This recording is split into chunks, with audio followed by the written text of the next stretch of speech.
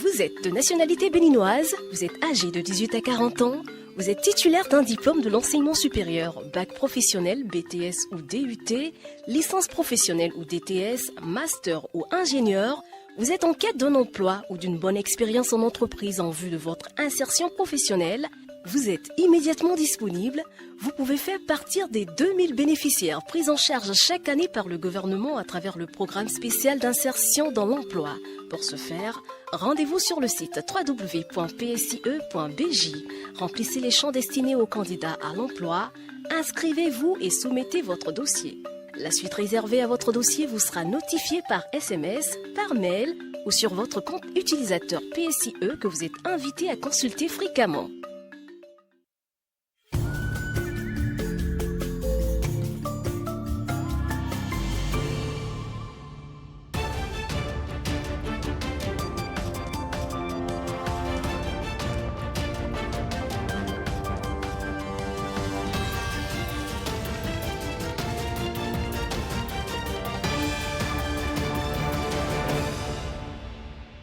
Bonsoir à tous et bienvenue dans le journal des régions. Le 15 octobre dernier, l'équipe rectorale de l'Université d'Abomey-Calavi bouclait 3 ans de gestion et de gouvernance après sa nomination. Une occasion de bilan pour cette équipe qui était face à la communauté universitaire pour présenter les avancées et les défis qui restent à relever. Françoise Nissou et Ulvaeus Balogun ont assisté à la présentation du rapport bilan. Voici le reportage. 15 octobre 2021.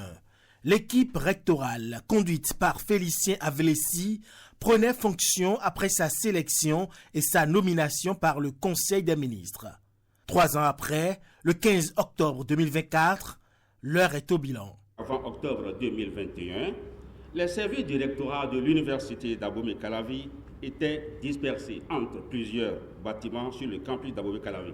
Aujourd'hui, l'équipe que je dirige a finalisé la construction d'un nouveau bâtiment du rectorat et l'a mis en service avec pour impact positif un bon environnement de travail pour le personnel administratif. Ce changement positif est d'ailleurs renforcé par la délocalisation du centre commercial dit du rectorat annexe, la construction de la voie qui mène du portail principal vers l'intérieur et une voie de contournement.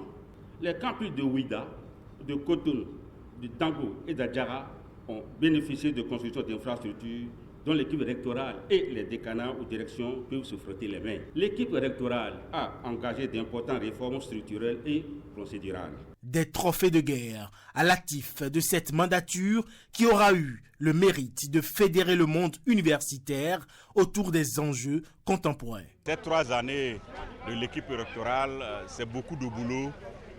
C'est beaucoup de dons de soi et ce qui est très bien aussi, ils nous ont dit ce qu'ils n'ont pas pu faire et c'est vraiment honnête et nous apprécions ça. Ça permet à ceux qui seront appelés à ces fonctions ou bien si c'est eux qui sont reconduits, qu'ils puissent savoir déjà ce qui reste à faire. Cet exercice de reddition de comptes a donc permis de mieux appréhender toutes les réalisations menées grâce à l'équipe rectorale mandat 2021-2024. La secrétaire exécutive de l'Institut national de la femme était au CG1 de Sakété.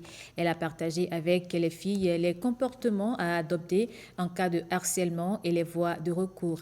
Les détails avec Firmin Bassao et Michel Ebré. Un après-midi de mardi au CG1 de Sakété, ces élèves, en majorité des filles, ont dû surseoir à leur cours le temps d'une séance de sensibilisation. Elle porte sur le harcèlement sexuel en milieu scolaire et toutes les formes de discrimination et de violence. Une campagne enclenchée depuis le 7 octobre par l'Institut national de la femme. Au Bénin, relation professeur-élève est totalement interdit. Il y a des peines de prison, c'est une infraction. Il y a des peines de prison qui viennent frapper ce genre d'infraction-là. Donc, nous avons été clairs là-dessus. C'est au minimum 3 ans. Et en fonction de la gravité, ça peut aller rapidement jusqu'à 10 ans. L'autre chose, ce sont les voies de recours. Il y a l'INF avec le numéro 51 07 88 88 que nos enfants peuvent appeler. Elles peuvent envoyer des SMS, elles peuvent faire des audios, elles peuvent envoyer des photos, elles peuvent envoyer des vidéos. Tout ça sont des éléments qui nous servent à nous pour constituer le dossier. Des échanges à bâtons rompus fait d'explications, de témoignages et de conseils. Ce qu'on nous a dit dans la salle de séance, j'ai retenu que toutes les élèves, en tant que filles jeunes comme moi, on doit se concentrer sur les études et de laisser des trucs comme les rapports sociaux, la paille, de se concentrer sur les cahiers. Nous demandons souvent ces genres de sensibilisation parce que le travail que nous abattons déjà sur le terrain, l'INF est venu nous accompagner. Mais nous avons vraiment insisté sur le fait que contacter l'INF doit être maintenant un réflexe. En plus du numéro d'alerte de l'INF, d'autres acteurs de la chaîne existent pour les dénonciations. Il s'agit des centres de promotion sociale, des commissariats de police et des comités de veille à l'intérieur de chaque établissement. La Fédération nationale des femmes agricultrices du Bénin a célébré la Journée internationale de la femme rurale. Les membres ont discuté des épreuves auxquelles elles font face dans leur secteur d'activité, entre autres le manque de financement, d'équipements agricoles, la technologie et la terre. C'est à travers un forum de plaidoyer sur les investissements en leur faveur organisé dans la commune de Covey. Pierrette Adayossi pour les précisions. Les femmes rurales cultivent une bonne nourriture pour toutes et tous. Plus besoin de souligner le rôle que jouent les femmes rurales dans le système d'alimentation mondial, du défrichement à la récolte. Elles représentent 40% des productions agricoles et 80% de leur transformation. Cependant, elles continuent de faire face à de nombreuses difficultés. Les femmes n'ont pas accès aux facteurs de production. Je veux parler de financement agricole, des équipements agricoles, de la technologie, même la terre. C'est les terres qui sont déjà faibles, qui n'ont plus des éléments nutritifs. C'est ça là qu'on octroie aux femmes. Elles n'ont pas la capacité de déposer des garanties matérielles ou également des titres fonciers pour avoir accès aux grands crédits. Je profite pour lancer un appel à l'INF. Pour relever ces défis, CARE International Bénin Togo s'est engagé aux côtés de ces femmes de la FENAFAB par son projet Cascade. Le projet Cascade est financé par le ministère des Affaires étrangères des Pays-Bas, mis en œuvre par le consortium CARE Again. Nous avons choisi de travailler avec la FENAFAB, qui est une fédération de femmes agricultrices au Bénin, pour réfléchir sur la condition de la femme agricultrice de manière à faire un plaidoyer vis-à-vis des autorités publiques.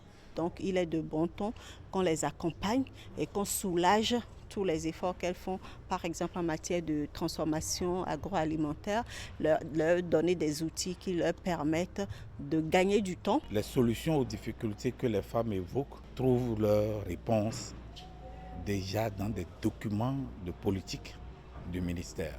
Il y a des mécanismes qui sont mis en place pour régler l'accès au financement, l'accès au foncier et de façon équitable à toutes les couches de la population. Un message de plaidoyer sur les investissements publics et privés en faveur de femmes agricultrices sera présenté à qui de droit pour une proposition d'action durable. Comment améliorer l'hygiène et l'assainissement dans les écoles béninoises? Helvetas Bénin, à travers son projet WASH, œuvre pour garantir une bonne santé aux écoliers. Le PP Baobab de Candy, une école pilote, a abrité la journée mondiale du lavage des mains. Thème, pourquoi est-il toujours important de se laver les mains? Les détails avec Nestor Sela et Giscard Rapovi. Helvetas Bénin, à travers ses différents jeux, veut déclencher chez les écoliers, mères d'enfants et les acteurs de l'école béninoise un changement de comportement face à l'hygiène dans les écoles. Nous avons initié des activités dans l'esprit des Jeux olympiques de Paris 2024. Oui, nous devons nous engager afin que nos enfants dans les écoles puissent pratiquer le lavage des mains à l'eau et surtout au savon.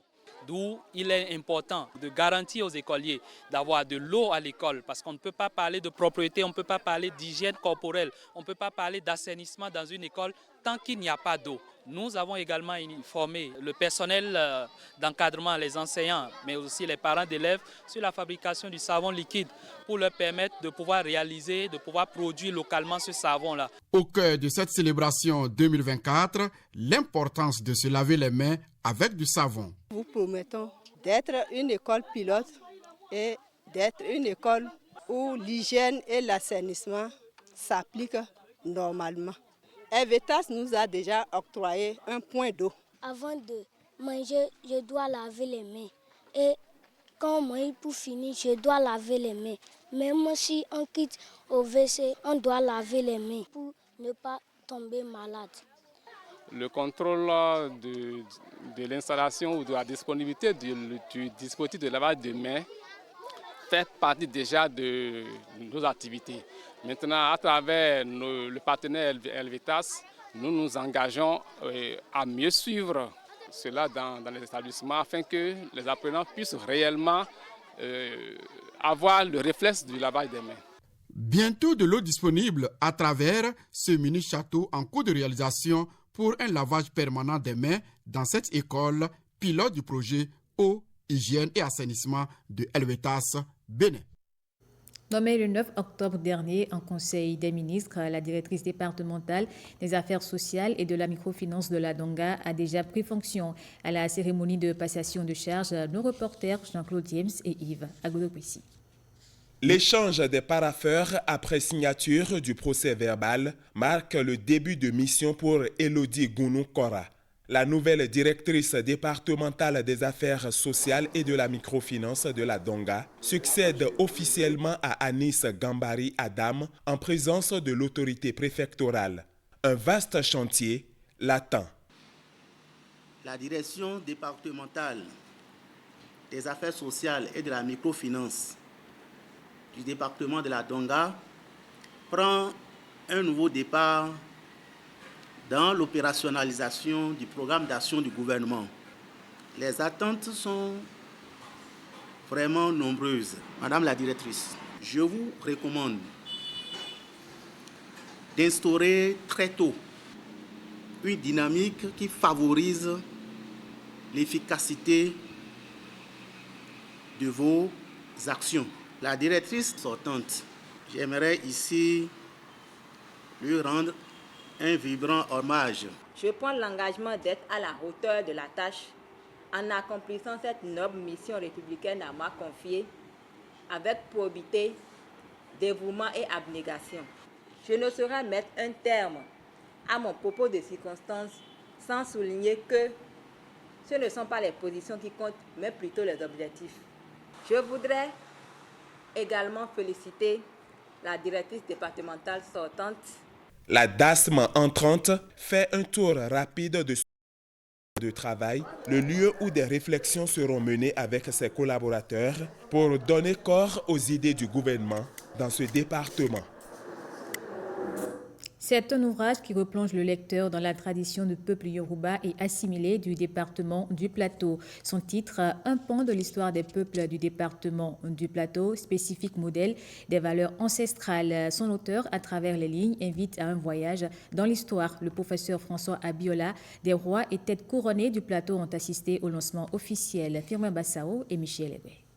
Une reconnexion avec le passé afin de réveiller la conscience collective sur l'histoire du Yoruba land béninois et des peuples assimilés à travers leurs us et coutumes. Daniel Amogou, historien, écrivain et biographe, a déjà à son actif 7 ouvrages. Parmi eux, celui-ci qui fait objet de toutes les curiosités à s'acquitter.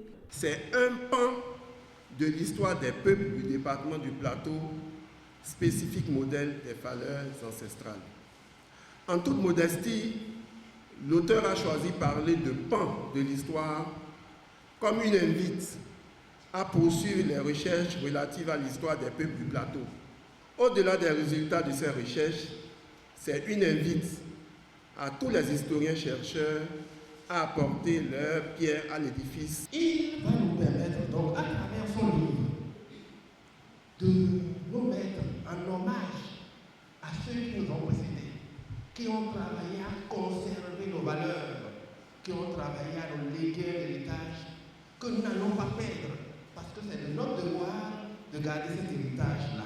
Je remercie fondamentalement l'Académie nationale du Bénin, surtout le professeur Abiola. Sans lui, il n'y a pas de document. On a corrigé le document ensemble, on a refait, on a corrigé plusieurs fois. Ton livre là, lorsqu'on va le diffuser, Les gens qui sont à la FNAC, c'est un centre qui diffuse les livres à Paris. Ils vont lire ça, ils vont dire, professeur Abiola, comment je peux avoir l'adresse de Amougou? C'est ça qui va rester pour toi. L'ouvrage est vendu à l'américaine, mais chacune des têtes couronnées présentes à la cérémonie a été gratifiée d'un exemplaire. Et c'est la fin de ce journal. Merci à vous de l'avoir suivi.